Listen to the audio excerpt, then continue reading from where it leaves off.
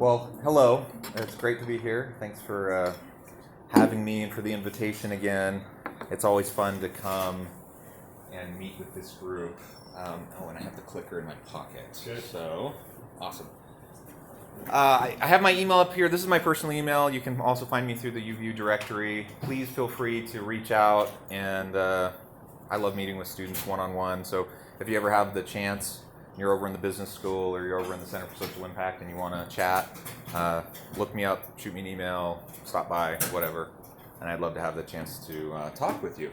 I teach in the organizational leadership department. I teach like human resource management, organizational development, organizational behavior, some ethics, those types of courses.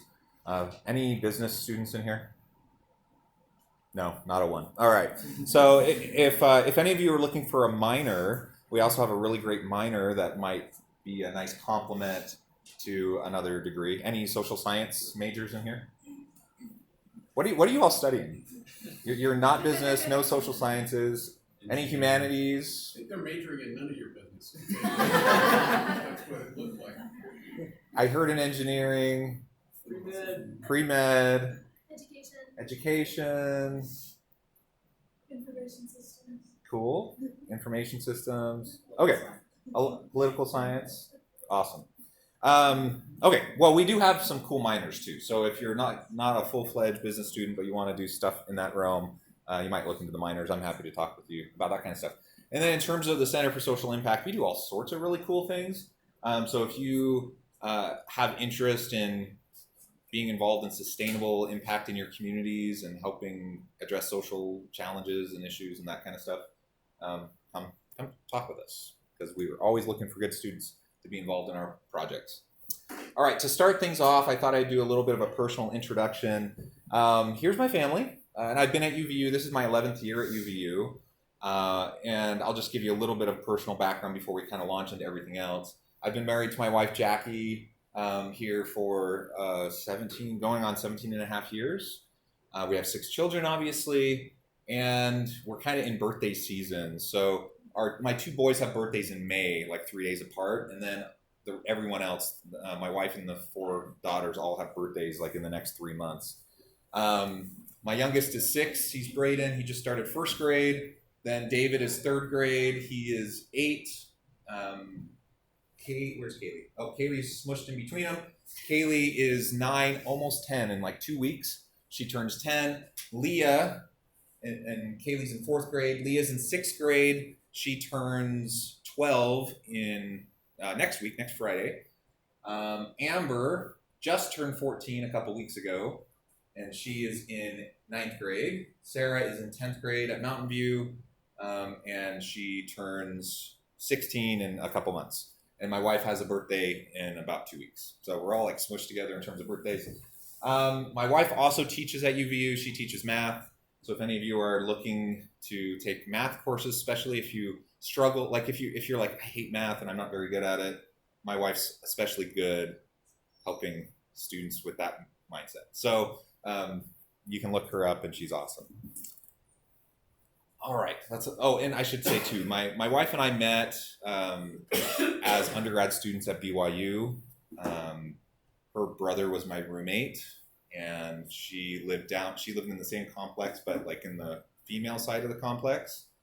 And I met her because her brother was my roommate, and then we had ward activities together, and then the rest was history. We got married and started having kids. And neither of us are from Utah.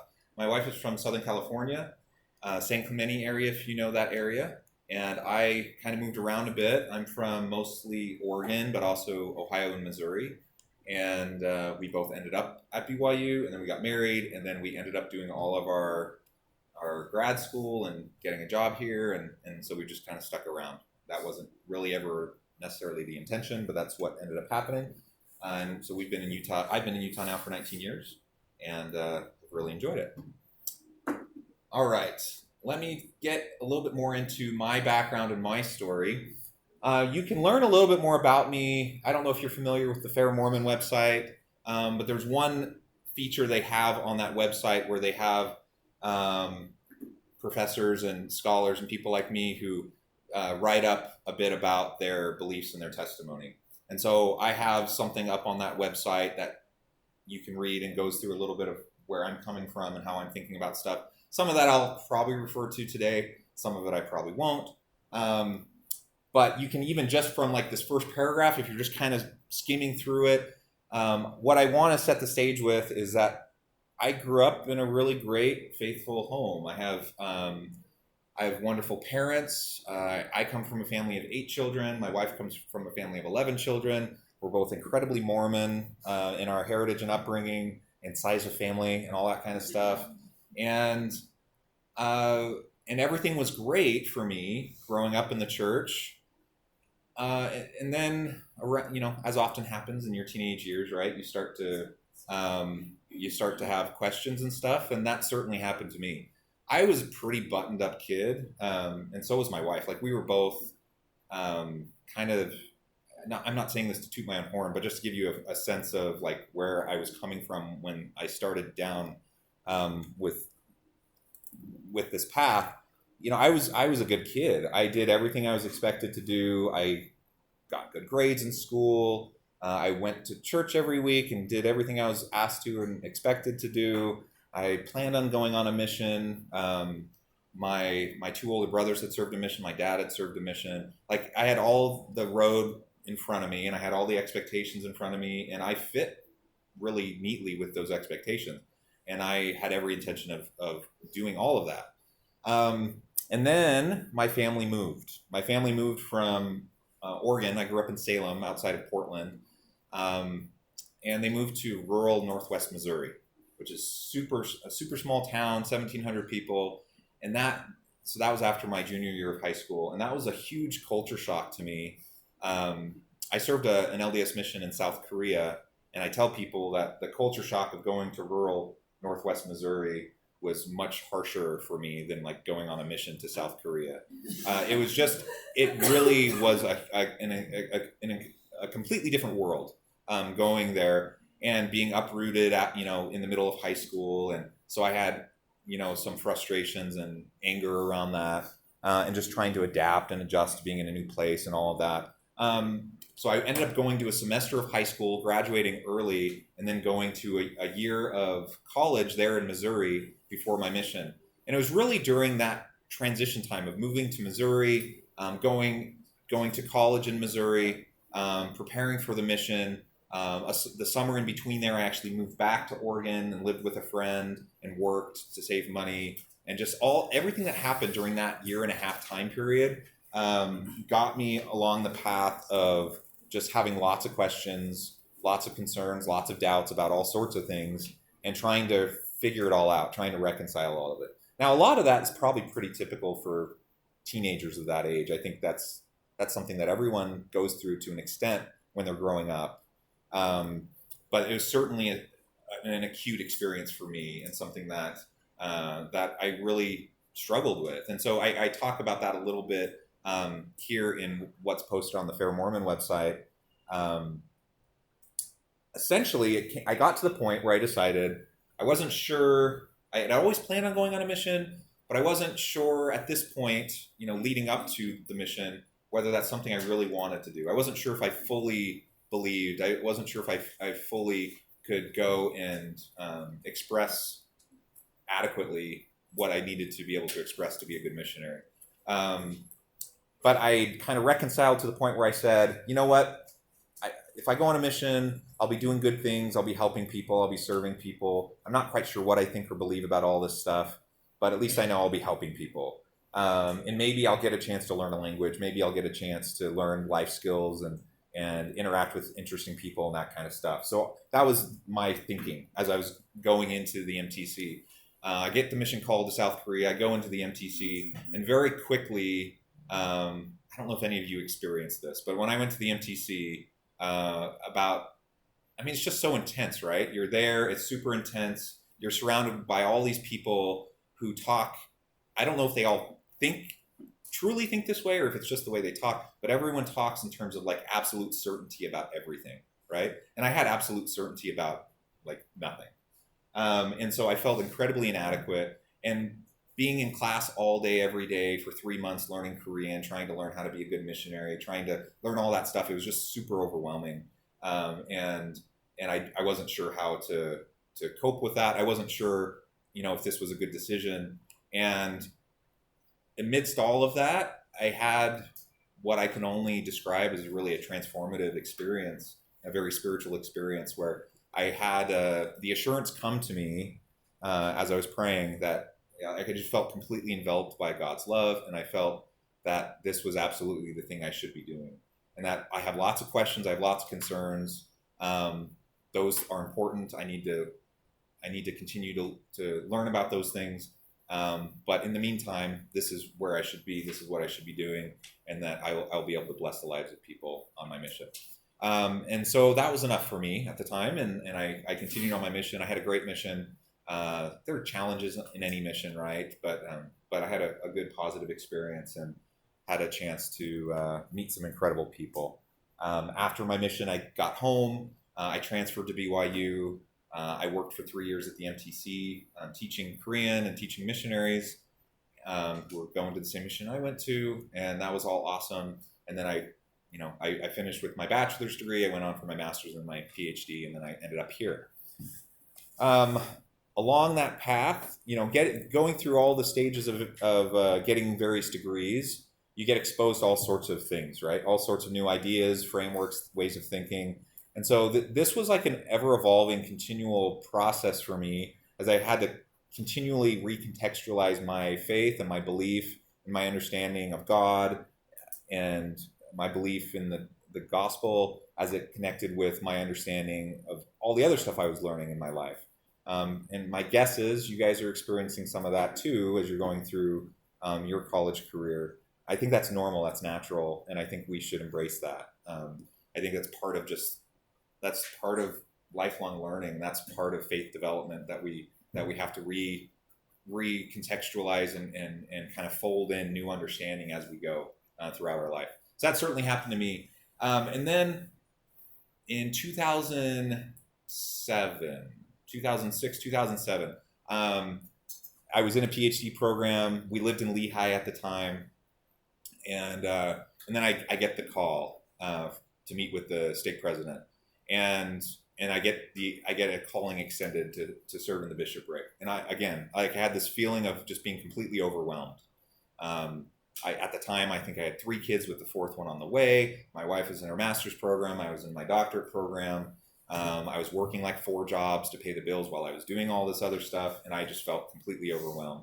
And I still had questions, and I still had doubts, and I still had concerns, and I had all these things I'm still trying to understand. And it was hard, but it was probably one of the richest, most rewarding 4 years of my adult life, is having the opportunity to serve in that capacity and get to know and serve the people in the ward and in the neighborhood where I lived. And so I really gained a very strong testimony at that time that service often isn't particularly convenient. Sometimes it's hard and it requires sacrifice, but it's usually worth it. And the relationships you develop and the opportunity and the lives you get to touch and the opportunity you have to impact others is like the most rewarding thing that I found in my life. And that was an incredible mechanism to accomplish those things. It's one of the reasons why I'm connected with the Center for Social Impact, because I have a really strong just desire to do those types of things, and serving in the church in a variety of capacities, but particularly this time when I was in the bishopric, that was an intense period, and it was a period of a lot of sacrifice. But it was a really rewarding experience, and so it's something I'm very happy that I did. I'm happy that my wife was supportive of that, and it all turned out well. Since then, I've had all sorts of different callings. I've been a couple years in the primary, and I even was a primary chorister for a while, and a variety of different callings, right? And we all have those opportunities to serve in different capacities as we go through different stages of our life. I wanted to share with you a proverb. This is something I learned on my mission. So really early on, when I was learning the language and I was getting more enmeshed in the culture in South Korea, I realized they have all these really cool proverbs that kind of guide their moral philosophy. A lot of it comes from Confucius teachings, and this one in particular, there's a couple of them that really have just resonated with me and always stuck with me, and this is one of them. So frog in a well. I want to just have a discussion with you for a few minutes about frog in a well. So let me ask you, try to imagine you are a frog at the bottom of a well. What would that be like? What would life for you be at the bottom of a well?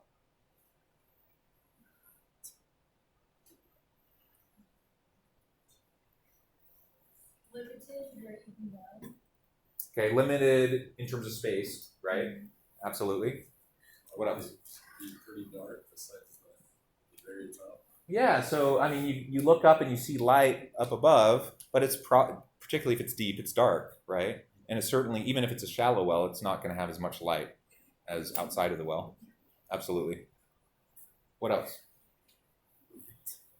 Wet. Yeah, wet. Yeah. Imagine like feeling trapped if you can't get out. Yeah, if you're looking up and you're like, oh, I really want to get out, but I can't. There's no way for me to get up that high. That could be frustrating. If you're at the bottom of a well, do you think you're in danger, or do you think you're safe?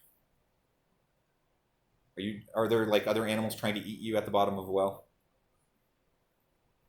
Probably not. I mean, I suppose there could be like a sea serpent snake thing that's trying to eat you or something, but probably you're at the top of the food chain or close to it. You're probably pretty safe, but I think it's inherently limited, right? And so Koreans will use this proverb to describe, oh, it's not a particularly nice way to describe somebody, but they'll use it to describe somebody who maybe kind of walks around life with blinders on, who's kind of really narrow-minded and stuck in their rigid way of thinking, and they're not kind of open to like everything that's going on around them, right? So all those things that you just said, I think, are true. But imagine that, like, it's one thing if you're a frog and you live outside the well and then you fall in the well and then you feel stuck, you feel trapped.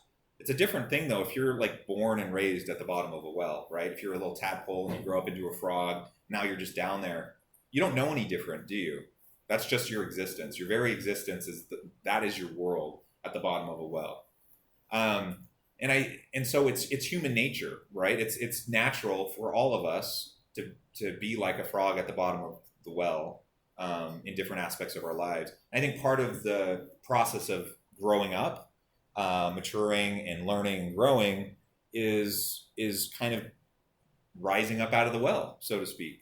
And you get up to the top, and then you start to see that you have like the whole range of the sky above you, and you have all the landscape and the mountains and all the beauties of the earth, and in addition to all the beauties and all the limitless open vastness of the world, you also have dangers around you, right? Now all of a sudden there are predators that might be trying to eat you that you have to avoid. And so what happens is that sometimes, we're again, it's human nature, we're all at the bottom of a well, but over time we kind of start to get to the top and we peek our heads over the top of the well. Then what happens is some people feel so liberated. They're like, oh, my well is obviously so limited and so stupid that I don't want to have anything to do with my well ever again. And they jump out and they wander around and they just embrace the limitless nature of the world around them. That happens sometimes. Sometimes people get to the top of the well and they look out. Maybe they even wander around a little bit, but then they get scared and they think, maybe there's limitations in my well, but at least it was safe, and at least I'm protected, and at least I know it, and I'm familiar with it. And so they'll hop back down their own well. Something else that happens is sometimes a frog will get to the top of the well, and then they'll look out and they'll notice that there's like thousands of wells all over the place. Like there's all these other wells with all these other little frogs peeking their heads out, and everyone's realizing that, wait a minute, what I thought was my world is my conception, but then I have all these other people that have their own world and their conception of their world. And sometimes that is enough for us to feel enriched. Other times people say, I feel limited by mine, but I'm super intrigued by these other wells, so I'm going to go explore the other wells. I'm going to go dive into another one. And they trade one limitation for another limitation. Does that make sense? There's a lot of ways we could take this proverb and kind of parsing it and trying to understand the meaning of it. The bottom line, though, is that, again, it's human nature, I think. We're all brought up, we all have our own individual upbringings in a particular context where we're raised with certain values, and we're raised with, our parents, whoever raises us, they instill certain beliefs and values in us. And it's simple when we're a frog, when we're a tadpole, and when we're a little frog. But the world gets a little bit more complex when you start to realize that there's like all this other stuff happening all around you. And then what do you do with that new information, and how do you make sense of it, and what do you do with your upbringing now that you have all this other information going on around you? In essence, probably one of the reasons why this spoke to me so much is, in essence, this is how I was feeling at the time, right? In my late teenage years, going on my mission, I'm like trying to figure all these things out. I absolutely value my upbringing. I absolutely value my grounding in the gospel. But I also realize, especially now being in a foreign country and experiencing Buddhism and Confucianism and Taoism and these other foreign cultures, these other Eastern religions, that I'm starting to realize, like, wow, there's like all this other stuff that I didn't even have any idea. I had no clue that any of this other stuff was even out there. And how do I make sense of it? How do I fold that into my own values, my own beliefs, my own daily living and actions and all that kind of stuff? My hope for you, I guess one thing I would say is, what I've learned for myself at least, is that there's no easy answer. And I think that's the beauty of life, is that there isn't and shouldn't be an easy answer to most things, that we're meant to struggle and wrestle with things and try to work through things.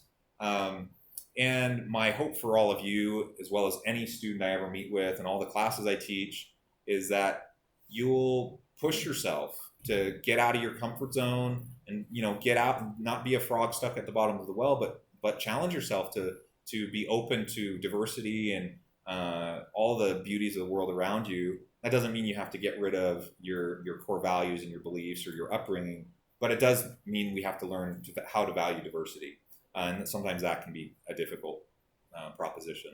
So, and I'm a firm believer in lifelong learning and having the chance for us to learn and grow and develop over time.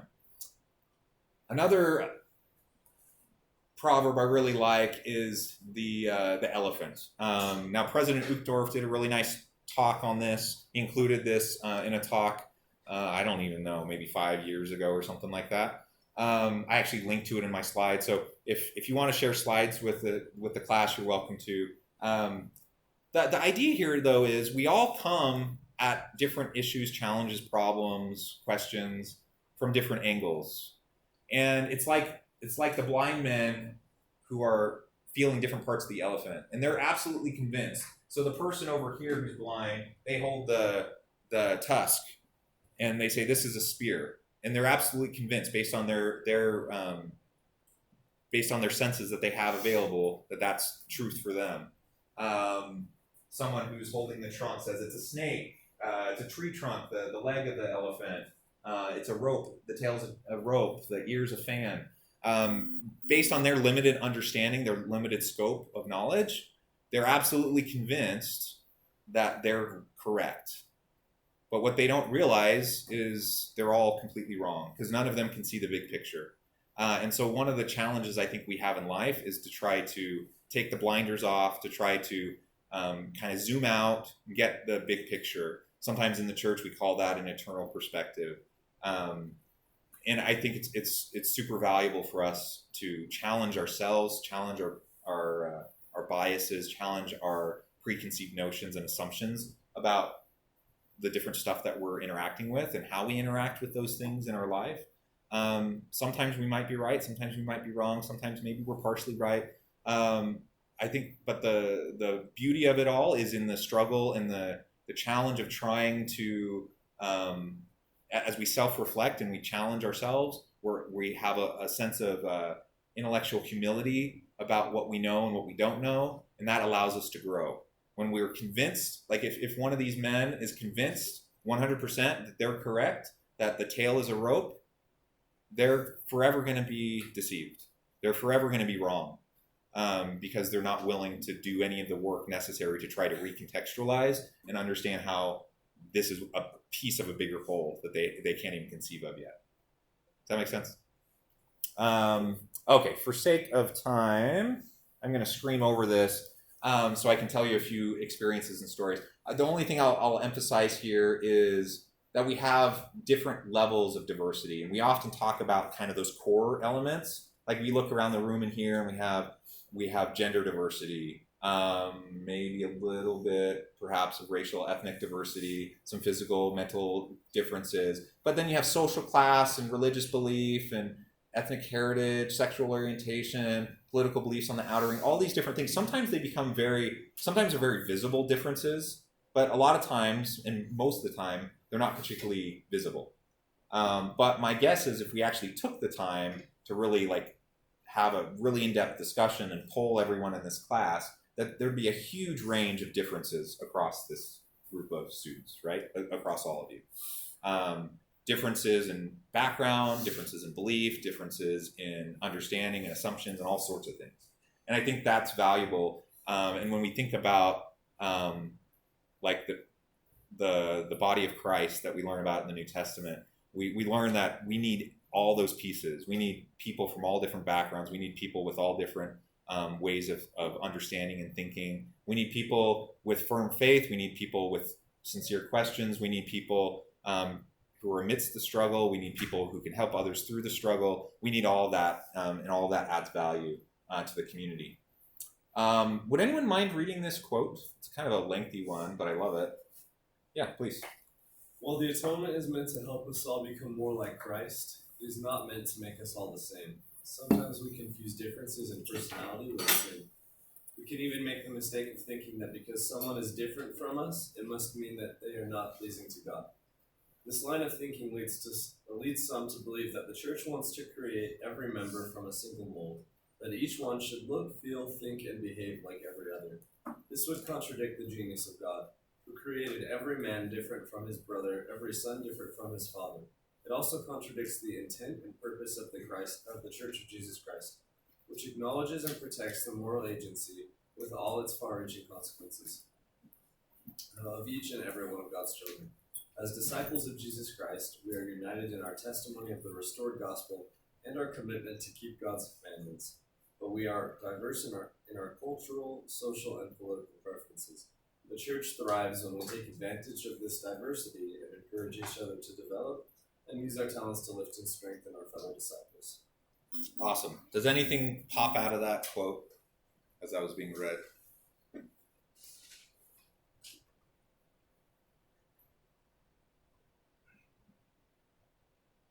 Anything resonate with you? Yeah. I really like that last sentence, just taking advantage of diversity and just not seeing any differences in someone as a bad thing, but rather like, hey, your differences can help strengthen me, mine can help strengthen you, like using that to build each other. That's kind of what made me think of. Awesome. And part of it's the difference between, sometimes I think we're trained just the way humans evolved and the way our brains evolved. Like we're trained to think in terms of other is bad, different is bad, right? And we think in terms of diverse. Sometimes I think our hardwired brain looks at diversity as deficit. Like they're different than me, therefore they're deficient in this thing, and therefore they're not as worthy, they're not as important, they're not as whatever, right? And what President Uchtdorf is teaching us here is that actually that's completely flipped on its head. In fact, it's the richness of those diverse ways of thinking and the diverse backgrounds and beliefs that bring the new richness to the experience and allow it's not a deficit approach to the diversity, but it's a strength-based approach. Now we see it as an added value to what we're trying to accomplish. Okay, I have way too much stuff. This is what I do as a professor. I create like tons of slides and then I can only get through some of them. So if you ever take one of my classes, this will happen like every time that we have class, but that's all right. So there's resources here, lots of scriptures that I like that talk about differences in faith, believing or knowing. And some people feel like they know with, every fiber of their being about certain principles. Other people don't feel comfortable saying they know, but they say that they believe it, or they say that they have faith in it, or they hope that it's true. And I think these scriptures and others help us understand that that's okay, that that's fully appropriate, and it can help us have better conversations within a gospel setting to recognize that we have people that come to the gospel discussion with different ways of thinking. We're going to skip this for sake of time. I'm a big proponent of trying to avoid logical fallacies, so that's all I'm going to say about that. I also believe, as I was mentioning earlier, that there's natural faith development, there's natural cognitive development that happens in humans throughout our life, and we all go through this, and we go at different paces, different. We find ourselves in different stages and different aspects of our lives at different points, and there's, I guess, the only reason I'm showing you this is to show you that that's normal, and that's to be expected. And so if you find yourself in that kind of a situation where you feel like you're trying to wrestle with things that previously you didn't have to wrestle with, that's okay. And there's ways of understanding that in terms of a strength and development perspective, and it's not necessarily a deficiency, which sometimes I'm afraid that sometimes in the culture we frame things that way, unfortunately. I also wanted to just super briefly, just make a recommendation on a new book. This came out a month or so ago.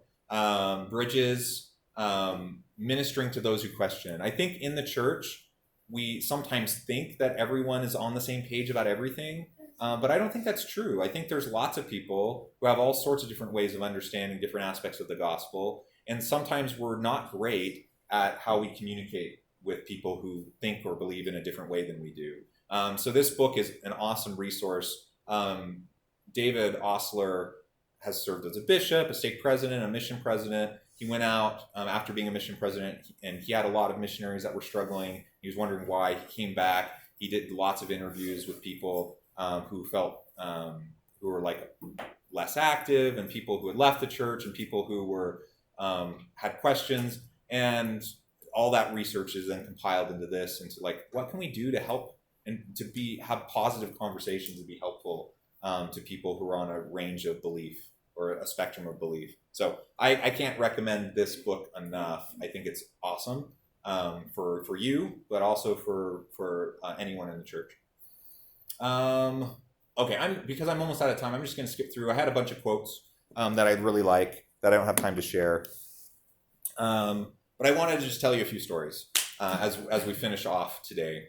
So when it comes to like my faith and my relationship with God, I still to this day have concerns. I have questions. There's things that I'm probably not particularly orthodox on in the way I think about them compared to maybe the average member in the church. But what I can't deny is that I love the church and I love my interactions with the church, and I've had so many wonderful experiences connected with my involvement and with my family and friends and my neighborhood, my community, that bring me back over and over and over again. So maybe I'll just point out a few things. So one of the things we hold ward choir practice in my house. I love to sing. I've been singing ward choir ever since I was 14, with only a few times where we didn't, because the ward didn't have a ward choir. But we host ward choir in my house every Sunday, and that's like awesome. That's my favorite thing. Every Sunday afternoon to have people from my neighborhood. Some are not even members of the church who come and they join us and they sing with us, and I think it's amazing. My family lives in Northwest Missouri. They live super close to Adamon-Diam, and they live super close to Far West and Shoal Creek and some of these church history sites. And so at a young age, I got exposed to all of that, and so that's fun. That's our heritage. That's our history, and I love that. Over here, so on my mission, I got to teach lots of really cool people.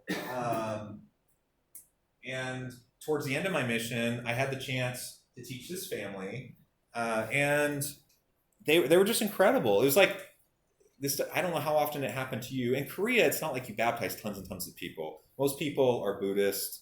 Most people have no interest in any sort of Christian religion, let alone Mormonism.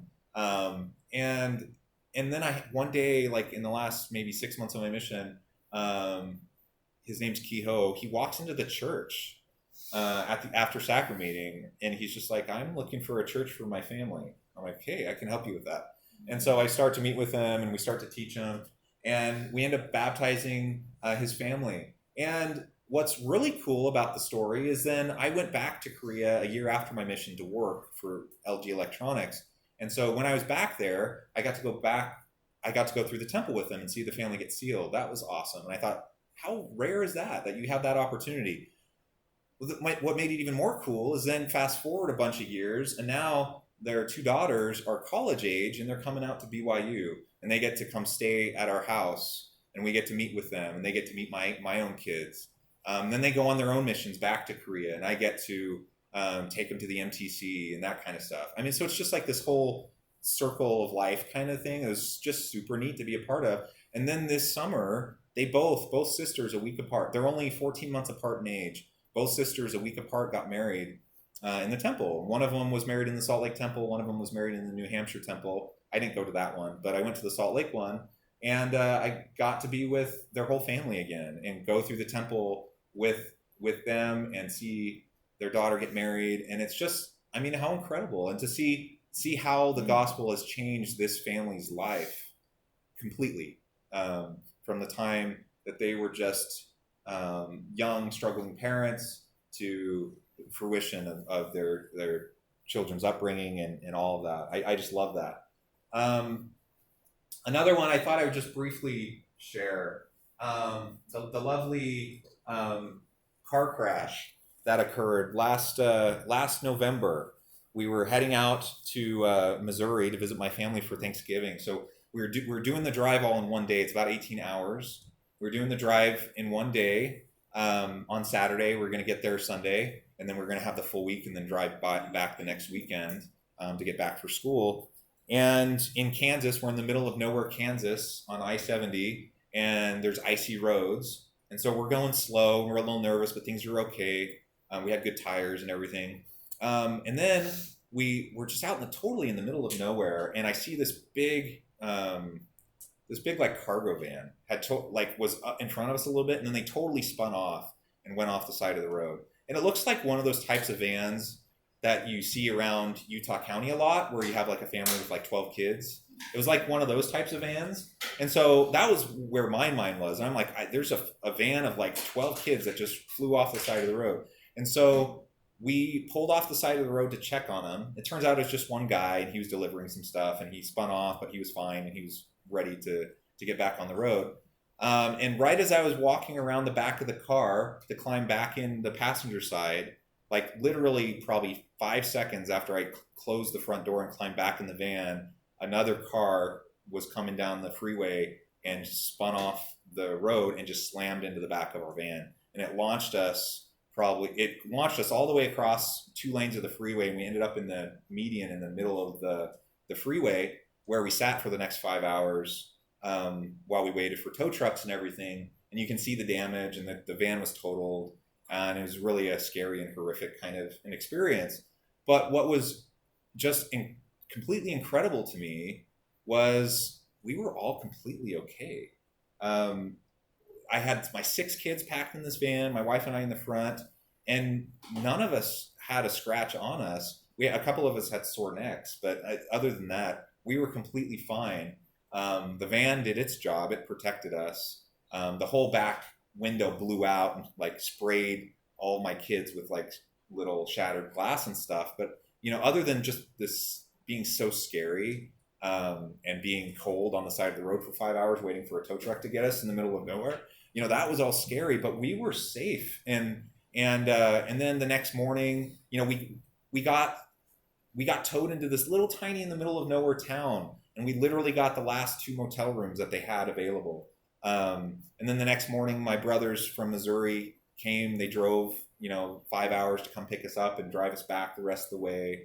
And just a series of like little miracles happened over the course of that couple of days, where we just felt blessed. And I'm not a big believer in like the idea of like, have you ever heard the term like the God of the lost keys or anything like that? Like, I don't believe like there's anything I did that specifically qualified me to have protection for my family. Like, there are other people who get in car crashes all the time and have accidents and get hurt or killed, who are just as good of people as I'm trying to be, and that my family's trying to be. So I don't think like I was more worthy or like somehow I qualified myself for the blessing of being safe or anything like that. But for whatever reason, we were safe. And without a doubt in my mind, it was an incredible blessing. And it's something I just sitting like in the middle of the night when I'm too amped up, once we get to the motel and I'm sitting there and my kids are finally sleeping and I'm too amped up to do anything and I'm just worried about everybody. But I also just have this calm come over me, like everyone's okay. And it could have been totally different. We could have had, the most horrific Thanksgiving visit ever, that is one of those things that you read about in the papers but that didn't happen to us. So I'm eternally grateful for whatever reason that we were protected. I'm grateful that we had comfort in the gospel through that kind of an experience. I'm grateful for my kids who are just such good kids and were there for each other and helped and strengthened each other in the aftermath of the big accident. My family who rose to the occasion and came to rescue us. All of these things, that's what the gospel's about, right? That's what we're trying to accomplish, is to strengthen families and communities and to instill in people this sense of service and help people feel peace and comfort in their lives. And that's something that I experienced in the gospel and that I'm very grateful for. I think I'm out of time, so I'm going to end. A couple songs that I love, but I don't have time to share. Some scriptures I love, and I'm going to end with this. I'm again a big believer in the necessity of lifelong learning, and several years back, I was just kind of pontificating one day, and it's kind of what you see here is kind of an amalgamation of like Mormon thought, Stephen Coveyisms, some Confucianism and Taoism, all kind of meshed together. But this is how I understand the role of lifelong learning and intellectual humility and being willing to admit that maybe there's something we don't understand yet that we need to continue to strive for. So the more I learn, the more I realize I know almost nothing. The more I realize I know almost nothing, the more I think perhaps I don't have as much to say as I thought I did. The more I think I don't have as much to say as I thought I did, the quieter I get. The quieter I get, the more I listen. The more I listen, the more I learn. And of course, then it cycles through. And I think this holds true for me, that I find a lot of power in this approach to and how I approach life.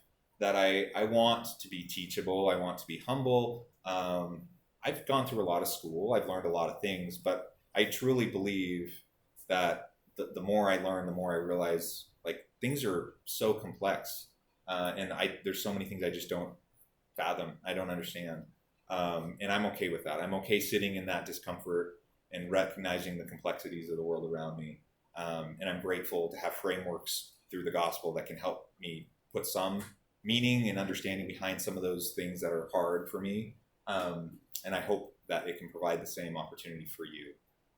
With that, I'm out of time. So I share all of that with you. I'm grateful to have the opportunity to come. I'm grateful for the gospel, and I share that in the name of Jesus Christ. Amen. Amen. Probably the biggest difference between you giving a lecture somewhere else and here is we don't clap. But inside, there's some serious clapping happening right now. We appreciate you coming. I got to tell you too, my son, who's in the military, just flew into Seoul last week, and is going to be living right there off of Camp Humphreys, right there by the DMZ. Yeah, that's great. So I'm excited. I told him that parable a bunch of times. Yeah. So when we go visit, I'll be looking for some memento that has that on it. That's awesome. Good. If you would pass that back further, Don.